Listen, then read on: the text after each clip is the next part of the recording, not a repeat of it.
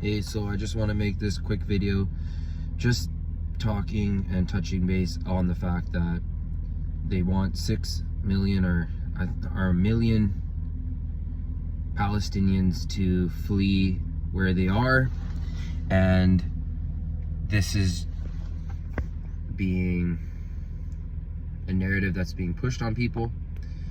And what I'm saying is that I feel like the sentiment for the non-Palestinian team is starting to turn. And I think that a week ago, before people could see the way people are acting, I honestly feel like there was a little bit more of a different sentiment. I feel like in terms of creating a narrative and pushing through with the 40 babies and all that stuff, I'm not sure if that's really hitting hard. I'm not sure if that's really catching all steam. I think that people it's been a week, and I think that people are starting to not focus entirely on the groups and what happened, and are starting to think more about the women and children. I think that there's been a lot of protests for Palestine, and I think that the mainstream media has done a good job of saying anyone that celebrates or protests for Palestine, they're obviously into groupthink, whereas I feel like the disconnect is that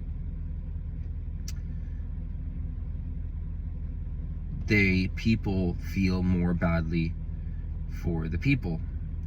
I also feel like once the whole size of Gaza is explained to people, and how many people live there, and that it is one of the most densely populated places on the planet, that I feel like now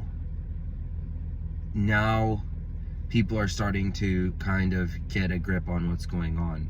I think that people didn't see the whole colonial aspect of it. And one thing that people will keep saying is, oh, why don't they just go to this country? Why don't they just go to that country?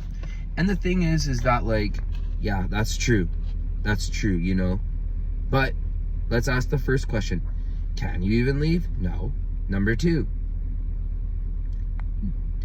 if you don't even have basic rights in a country within a country, would you be super inclined to going to another country as a refugee? Number three, if people just don't want to leave their home, are they free to have that prerogative? It's weird. This is a weird time. And I feel like in terms of optics, right? If China attacked Taiwan, if that happened, I feel like people would be more worried about Taiwan. I feel like in terms of narration and narrative, that people were more worried about Hong Kong, because they just see the other stronger country as the oppressor. I feel like when we really look back at past the surface of things, if you just ask the simple basic question, who has more rights in the land? And if you think that it's Palestinians that have the rights more, and that the country's bigger for them, and that they have, you know, all the best facilities, then you need to have a news flash. And I think that in terms of media, I think Ben Shapiro, Jordan Peterson, Tim Pool, Officer Tatum have really shown that they're full-blown neocons, and that they are 100% pro-war, pro-keeping everything going, and, you know, digesting the spoon-fed machine narrative. So I just want to say that, again, the biggest losers of this will be civilians.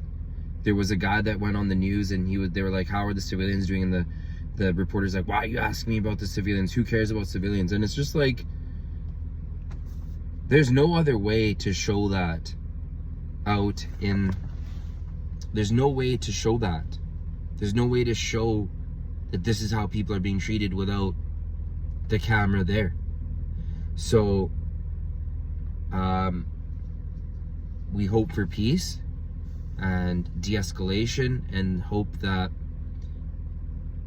things calm down, but it's a scary time. So if you get anything out of this, please leave a like and subscribe, and thank you.